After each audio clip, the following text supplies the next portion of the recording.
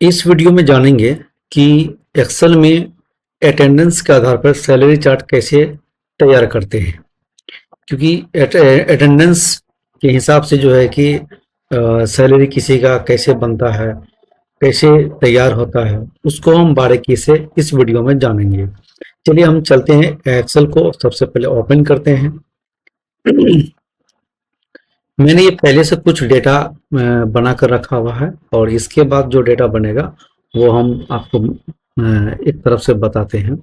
तो सबसे पहले ये करेंगे क्या कि यहाँ पर हम लिखते हैं डेट, कोई भी DATE टाइप, थोड़ा सा डेटा हम लोग यहाँ पर जो है कि चार्ट बना देते हैं, ऊपर हेडिंग बना लेते हैं और उसके आधार पे जो है कि क्या करते हैं कि वो डेटा हम लोग फिल करेंगे, अटेंडेंस सीट हम लोग तैयार करेंगे और उसी अटेंडेंस सीट के आधार पे हम सैलरी चार्ट तैयार करेंगे। तो यहाँ पर हम लिख लेते हैं सबसे पहले, यहाँ पर लिख लेते हैं नीचे डे नेम, डे नेम। ये साइज हो गया आपका 16 और ये हो गया आपका 12। तो इनको भी हम एक साइज कर देते हैं, 12 हो गया, तो ये हो गया 16। सबसे पहले साइज सेम कर देते हैं। तो इधर हो गया डेट और ये हो गया डे नेम। डे नेम मतलब सप्ताह के जो दिनों के नाम होते हैं वो हम टाइप करेंगे। और यहाँ पर जैसे कि संडे, SUNDAY, संडे। उसके बाद इस तरह से ड्रैग करेंगे और सप्ताह के सभी दिनों के नाम आएंगे। और ये खींचने जो टेबल लेने हैं पूरे, जैसे हम 31 दिन का से, जैसे ये जनवरी माह का हम सैलरी चार्ट निकालते हैं, तो जनवरी जो होता है वो 31 दिनों के होते हैं। तो उस प्रकार से हम डेटा बनाएंगे पूरे महीने का। तो यहाँ पर हम डेट ले लेते हैं, तो 1 तारीख ले लेते हैं, ये 1 तारीख ले लिए और इसको हम यहाँ पर, सॉरी, सबसे पहले क्या कर लेते हैं, इसको सीरियली कर लेते हैं। इक्वल टू का साइन देंगे और प्लस का साइन देंगे और यहाँ पर कर देंगे 1, enter press, sorry sorry sorry गलती हो गया। सबसे पहले इक्वल टू का साइन देंगे और ये 1 को सेलेक्ट करेंगे, प्लस फिर 1 करेंगे, एंटर प्रेस करेंगे तो 2 आ जाएगा। उसके बाद यहाँ से हम ड्रैग करेंगे पूरे 31 तक लेंगे ताकि ये महीना का पूरा डेट आ जाए। ये देखिए 31 आ गया है, 30 आ गया, इसका मतलब एक रो और आगे जाएगा। 31 हो गया है। इसे भी डेटा को हम जो है कि टेबल कर देते हैं, इस तरह से हो जाएगा। और यहाँ पर सप्ताह के दिनों के नाम कम पड़ जाते हैं, यानी कि तो 31 जनवरी माह का जो 1 तारीख होता है वो आता है थर्सडे को पड़ता है। तो यहाँ पर हम थर्सडे कर देते हैं, थर्सडे। उसके बाद फिर से हम यहाँ पर इस तरह से हम ड्रैग करेंगे और लास्ट 31 तारीख तक जाएंगे, यहाँ तक आएंगे तो ऑटोमेटिक ये सेट हो गया। और जहाँ जहाँ संडे है वो छुट्टी का दिन होता है, उसको हम रेड से हाईलाइट कर लेते हैं सेल को, छुट्टी का दिन माने जाएंगे जहाँ जहाँ संडे है। ये रेड ले लिए, यहाँ भी संडे है, यानी सप्ताह में 4 संडे लगभग होते हैं। कोई कोई महीना में जो है कि, सॉरी सॉरी, महीने में 4 संडे होते हैं। किसी किसी महीना में 5 संडे आ जाता है, नहीं तो मुख्यतः हर एक महीना में 4 संडे आपको नजर आएंगे। तो ये मैंने ले लिया 1 2 3 और ये 4 संडे हो गए। उसके बाद क्या था कि 23-24 को जो है कि सरस्वती पूजा का दिन था, जो सर छुट्टी इसको भी मान लेते हैं, जो सरकारी छुट्टी। 26 को क्या था कि आपका गणतंत्र दिवस था, तो उसको भी मान लेते हैं, सरकारी छुट्टी है ये भी। तो इस तरह से भी ये डाटा बन के तैयार हो गया मेरा। पूरा बन के तैयार नहीं हुआ है, अभी कैलकुलेशन करना बाकी है एटेंडेंस। या डे नेम हम ले लिया। इस रो को हम खाली कर देते हैं यहाँ से। क्या कर देते हैं, इसको मर्ज एंड सेंटर कर देते हैं और यहाँ से हम P फॉर प्रजेंट ये दिए, इसको भी भर देते हैं इस तरह से और इस तरह से ड्रैग करिएगा तो आपका ये पूरा पी सीट सेल में आ जाएगा। उसके बाद यहाँ पे P मेंशन करेंगे और इस तरह से खींचिएगा, ड्रॉप करना है तो पूरे में आ जाएगा।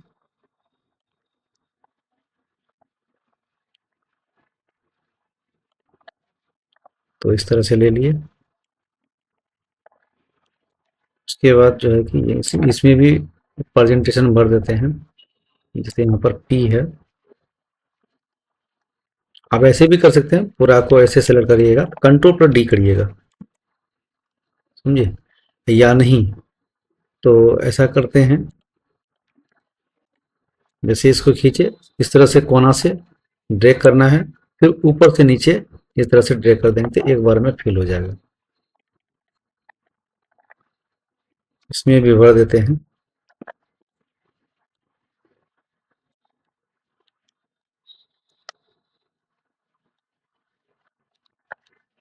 और ऊपर से नीचे इस तरह से ड्रैग कर देते हैं। उसको सेंटर में ले आते हैं, सेंटर अलाइन कर देते हैं।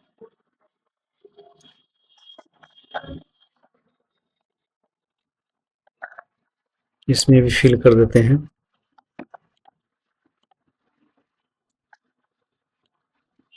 और ऊपर से नीचे इस तरह से ड्रैग कर देंगे और इसको हम भी सेंटर अलाइन कर देते हैं। ठीक है, ये तो हो गया। और ये जो हेडिंग है इनको हम क्या कर देते हैं, इनको हम कर देते हैं थोड़ा सा इस तरह से डिजाइन कर देते हैं, हाईलाइट कर देते हैं। हेडिंग को हाईलाइट कर दिया, बोल्ड भी कर दिया इस तरह से।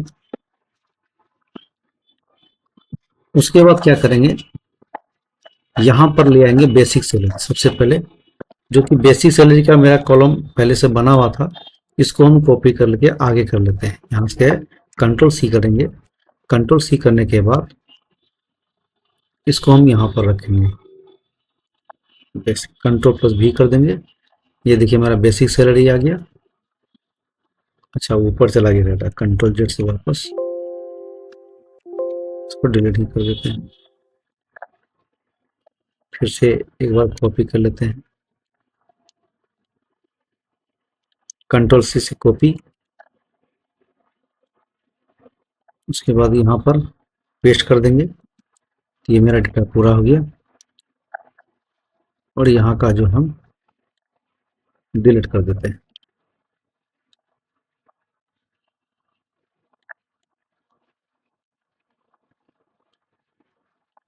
इस तरह से ये कॉलम को ही डिलीट कर देते हैं, डिलीट कॉलम, तो डिलीट हो गया। अब यहाँ से हम बना लेते हैं।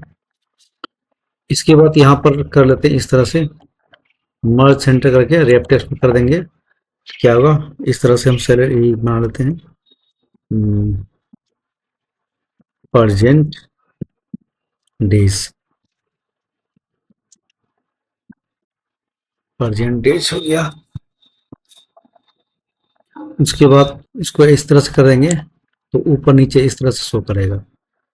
उसके बाद अब्सेंट डेज, मर्ज सेंटर और रेप टेक्स्ट में क्लिक करिएगा और लिखिएगा यहाँ पर अब्सेंट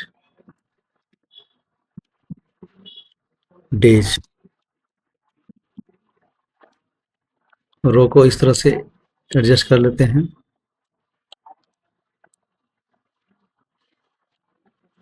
ऑप्शन डे के बाद आता है आपका हाफ डे, हाफ डेज। इसको भी मर्ज सेंटर और रेप टेक्स्ट कर देते हैं।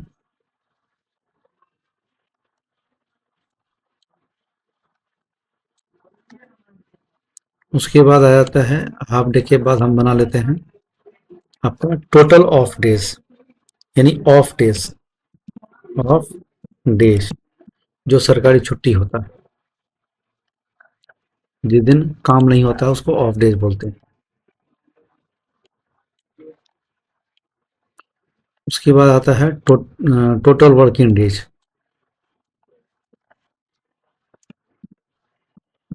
Total working days.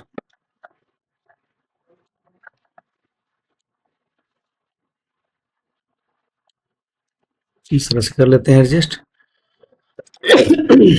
उसके बाद आ जाता है टोटल वर्किंग डे के बाद हम बना लेते हैं पर डे सैलरी।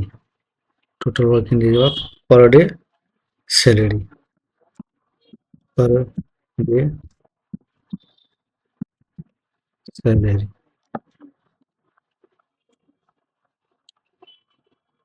इसको भी एडजस्ट कर लेते हैं मार्जिन सेंटर। उसके बाद ले लेते हैं HRA। HRA ले लेते हैं यहाँ पर HRA हाउस रेंट अलाउंस। उसके बाद ले लेते हैं ग्रोस सैलरी। नहीं, पर डे सैलरी के बाद उसके बाद आता है टोटल सैलरी। यहाँ पर बन जाएगा टोटल सैलरी। ठीक है। टोटल सैलरी के बाद HRA ले लेते हैं।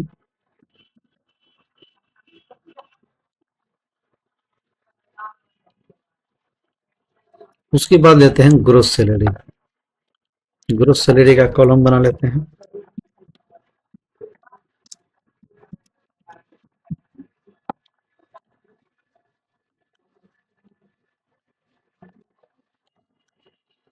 ग्रोस सैलरी के बाद पीएफ का भी कॉलम ले लेते हैं। जैसे मान लेते हैं पीएफ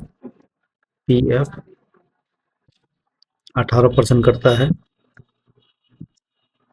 इसे ले लेते हैं। और यहाँ पे ले लेते हैं नेट सैलरी अंतिम में। नेट सैलरी है नेट सैलरी।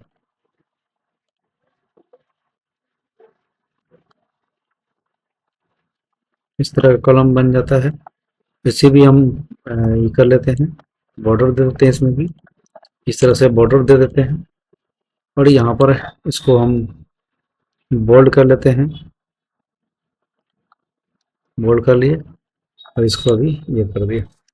तो इस तरह से हेडिंग बनता है। तो सबसे है क्या कि जरूरी कि हेडिंग बनाना। हेडिंग जो बनाना सीख गया समझो वो एक्सेल में बेहतर वर्क कर लेगा। तो बेसिक सैलरी के आधार पे जो है कि हम प्रेजेंट डे निकालेंगे। तो प्रेजेंट डे कैसे निकलेगा कि सबसे पहले जो ये जो आपका जहां से प्रेजेंट है, जो प्रेजेंट का जो अटेंडेंस बन रहा है, ये कौन सा कॉलम और कौन सा रो में है। तो रो नंबर यहाँ पर हम सेल रखेंगे तो पता चला तो रो नंबर 5 है और कॉलम नंबर आपका ई है, तो E5 हो जाएगा। तो E5 से डेटा को हम कलेक्ट करेंगे। यानी कि यहाँ पर ये करेंगे इक्वल टू का साइन देंगे, काउंट इफ का प्रयोग करेंगे। फॉर्मूला लगाएं COUNT काउंट इफ। ठीक है। उसके बाद ब्रैकेट ओपन करेंगे। E5 क्या था मेरा, E5 लेंगे, शिफ्ट के साथ कॉलम देंगे। उसके बाद क्या करेंगे, लास्ट जो प्रेजेंट है आपका AI में है, इसका मतलब AI5 करेंगे। AI5 देंगे यहाँ पर और कोमा देंगे। और कोमा देने के बाद डबल इन्वर्टेड कोमा हम प्रयोग करेंगे। डबल इन्वर्टेड कोमा के अंदर में हम ये P मेंशन करेंगे, हैं। तो P मेंशन करने के बाद फिर डबल इन्वर्टेड कोमा देंगे और डबल इन्वर्टेड कोमा के बाद हम ब्रैकेट को बंद कर देंगे। तो डबल इन्वर्टेड कोमा के बीच में जो हमने P जो मेंशन किया है, इससे ये पता चलेगा कि कोई जो स्टाफ है वो एक महीना में कितना प्रेजेंट उसका हाजिरी बना है, उस तरह का जो है वो टोटल निकाल देगा। देखिए 24 दिन का बना और ऊपर से नीचे इस तरह से ड्रैग कर देंगे ताकि हर एक कर्मचारी का जो है कि वो डेटा निकल के आ जाएगा, प्रेजेंट डे निकल के आ जाएगा। इस तरह से हम पहले इसको सेंटर में कर लेते हैं। ये उसके बाद जो है कि एक चीज और कर लेना है इसमें। इसमें क्या कर लेते हैं कि जैसे हम यहाँ से लेके यहाँ तक हम पूरा ये जो अटेंडेंस का जो सीट है सेलेक्ट कर लेते हैं। सेलेक्ट करने के बाद इसमें हम क्या करते हैं, कंडीशनल पे या नहीं, तो ऐसा करते हैं कि इसमें जो है कि किसी को ऑप्शन कर देते हैं, महीना में कितना ऑप्शन हुआ, कौन स्टॉक कितना ऑप्शन है वो कर देते हैं, किसी का हाफ डे कर देते हैं,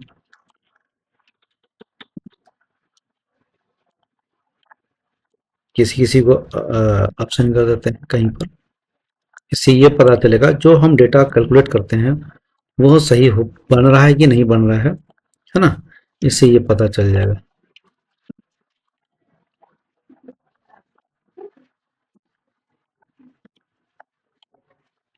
तो मैंने इस तरह से जो है कि कर दिया है, ऑब्सेंट और हाफ डे भी कर दिया है। देखिए जैसे हमने यहाँ पर जो है कि ऑप्शन किया है, तो कोई जो है कि किसी का 20 दिन, किसी का 24 दिन, किसी का 20 दिन आ रहा है प्रेजेंट डे, किसी का 23 दिन आ रहा है, तो इस तरह से डेटा आ गया। उसके बाद कौन कर्मचारी कितना दिन ऑप्शन किया है, तो वो ऑप्शन वाला वैल्यू हम निकालेंगे। तो उसके लिए क्या करेंगे, इक्वल टू का साइन देंगे, काउंट इफ का प्रयोग करें, COUNT IF, count if, bracket को ओपन करेंगे, E5 देंगे, शिफ्ट के साथ कॉलन बटन देंगे, उसके बाद AI5 देंगे, कोमा देंगे, उसके बाद शिफ्ट के साथ आप डबल इन्वर्टेड कोमा दीजिए, यहां पर मेंशन करना ए फॉर ऑब्सेंट, ये बताए, और डबल इन्वर्टेड कोमा से बंद भी कर देना है, और फिर शिफ्ट के साथ आप ब्रैकेट बंद कर दीजिए। इससे ये होगा कि कौन सा कर्मचारी महीना में कितना ऑप्शन किया है उसका वैल्यू निकल के आ जाएगा। एंटर प्रेस कीजिएगा। ये इस तरह से हम ऊपर से नीचे ड्रैग करें, किसी ने 1 दिन ऑप्शन किया, किसी ने 2 दिन ऑप्शन किया है, किसी ने 4 ऑप्शन किया, इस तरह से निकल के आ गया।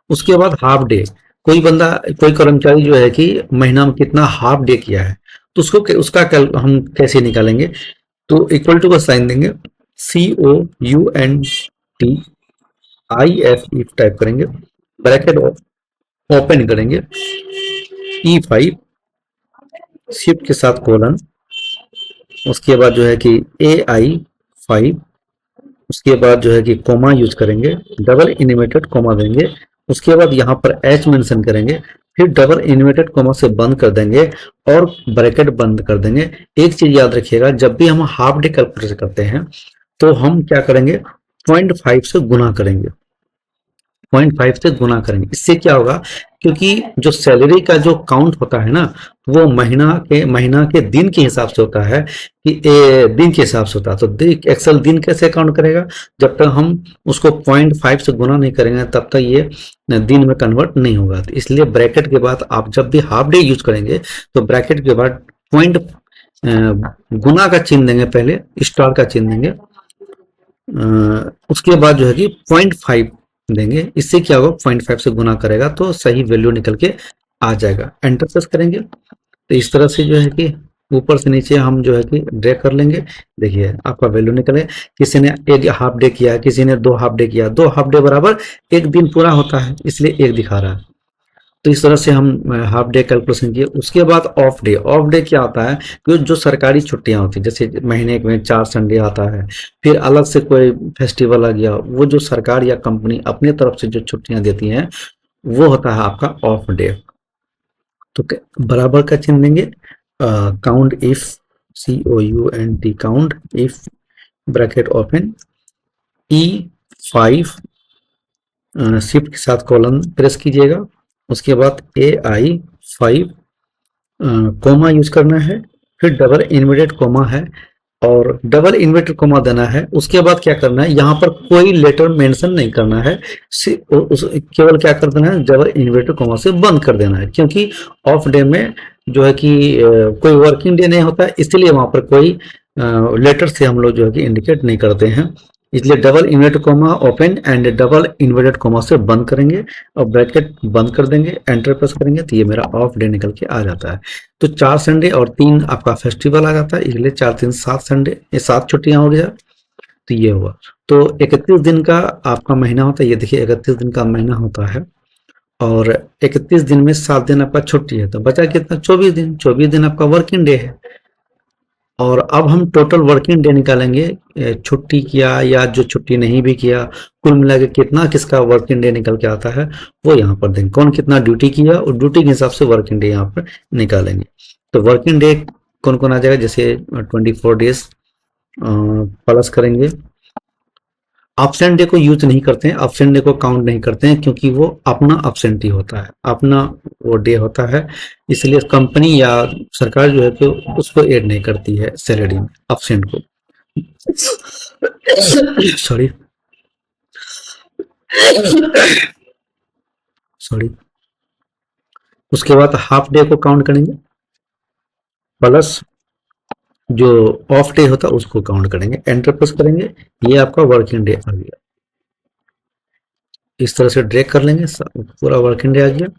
पर डे सैलरी, यानी जब 31 दिन का सैलरी 45,000 रुपया है, यहाँ पर जो बेसिक सैलरी बता रहा है, तो एक दिन की सैलरी कितना होगा, तो 45,000 में क्या करेंगे, 31 दिन से भाग करेंगे, क्या करेंगे, भाग करेंगे 31st यानी 31 डे आप यहाँ पर देंगे। 31 डे इसलिए दिया क्योंकि जनवरी जो मंथ है वो 31 डे का होता है, तो जिस महीना में जितने दिन के होते हैं महीना, उसको उतने दिन से भाग कर देने हैं, आपका बेसिस आपका जो पर डे सैलरी आपका निकल के आ जाएगा। उसके बाद ये एक दिन की सैलरी इतना हुआ, अब मतलब कि वर्किंग के हिसाब से ये कितना निकलता आता है, तो यहाँ पर क्या करेंगे, टोटल सैलरी में इक्वल टू का साइन देंगे, पर डे सैलरी गुना का चिन्ह देंगे, और गुना करेंगे आप किससे, ये वर्किंग डे से गुना करेंगे, तो आपका ये निकल के आ जाएगा। इस तरह से बन जाता है। जैसे मान लीजिए पहले वाले को हम एक दिन ऑप्शन कर देते हैं, ठीक है, तो 23 दिन आ गया, तो 23 दिन का सैलरी यहाँ पर इस तरह से निकल के आ जाता है। अब एचआरए कैसे निकालेंगे, एचआरए में एक कंडीशन निकाल के देते हैं, ठीक है। कंडीशन क्या है कि सबसे पहले यहाँ पर ब्रैकेट का इक्वल टू का साइन देंगे, आई एफ इफ का प्रयोग करेंगे, इसमें हम ब्रैकेट ओपन करेंगे और बेसिक सैलरी को सेलेक्ट करेंगे। बेसिक सैलरी को सेलेक्ट करने के बाद हम कोमा का यूज करेंगे, सॉरी लेस देन का यूज करेंगे। जिसकी सैलरी मान लेते हैं, जिसकी सैलरी 15,000 है और जिसकी सैलरी 15,000 से ऊपर है ना, जिसकी सैलरी 15,000 से ऊपर है उसको एचआरए फिर जो है कि मान लेते हैं उसको 5,000 कर देते हैं, 5,000 मिलेगा। एचआरए होता है हाउस रेंट अलाउंस, घर किराया भत्ता जो सरकार या कंपनी को से मिलती है, और जिसकी सैलरी 15,000 या उससे कम हो उनको मिलती है 3,000 रुपया, कोमा के बाद हम 3,000 देंगे। इस तरह से कंडीशन लगाते हैं, ब्रैकेट बंद करेंगे, एंटर प्रेस करेंगे, ये दिखिए निकल के आ गया कि जिसकी सैलरी 15,000 से ऊपर है उसको 5,000 मिलेगा, और जिसकी सैलरी 15,000 या 15,000 से नीचे है उसको मिलेगा 3,000 करके। तो आप यहाँ पर देखिए 17,000 में कितना है, 5,000 मिलेगा, 10,000 में कितना है, 3,000 मिलेगा, 8,000 में कितना आपका जो है कि वो 3,000 मिलेगा। यानी कि 15,000 या उससे नीचे जो भी जिसकी भी सैलरी है उसको नियम के अनुसार से उसको 3,000 मिलेगा, उसके जो ऊपर रहेगा वो 5,000 मिलेगा। उसके बाद ग्रोस सैलरी, ग्रोस सैलरी में क्या होता है कि ये तो टोटल सैलरी प्लस प्लस आपका जो एचआरए आया, ये दोनों जुट के जो आता है उसको बोलते हैं हम लोग ग्रोस सैलरी, ठीक है। PF provident fund, provident fund वो फंड होता है जो एक निश्चित समय जो उसमें जो है उसको मिलता है, कट जो अभी कटता है ना, तो वो बाद में रिटायर होने के बाद जो रुपया मिलता है वो प्रोविडेंट फंड कहलाता है। तो यहाँ पर इक्वल टू का साइन देंगे, इक्वल टू का साइन देने के बाद हम ग्रोस सैलरी को सेलेक्ट करेंगे, गुना करेंगे, और कितना है 18%, 18% से गुना कर देंगे इस तरह से, एंटर प्रेस करेंगे। ये 8,738 रुपया 71 पैसा ये हर महीना कटेगा, ये अब हर महीना कटता है। उसके बाद कटने के बाद जो आपका बचता है वही उस महीना का नेट सैलरी कहलाता है। तो ये आपका ग्रोस सैलरी माइनस आपका पीएफ, इसको करेंगे माइनस, एंटर प्रेस करेंगे, तो उस महीने का आपका ये नेट सैलरी कहलाएगा। तो इस तरह से हमने सीखा कि अटेंडेंस के आधार पर कैसे सैलरी चार्ट बनता है, वो हमने आपको बारीकी से बताया। हमको लगता है कि आपको ये समझ में आ गया होगा। अगर समझ में नहीं आया हो तो वीडियो को एक बार नहीं 2-3 बार रिपीट करके देख लीजिएगा। जहाँ पर फॉर्मूलाज है उस फॉर्मूलाज को नोट कर लेना है, ठीक है। नोट करने के बाद जो है कि उसको बार बार इस्तेमाल करिएगा, ठीक ना।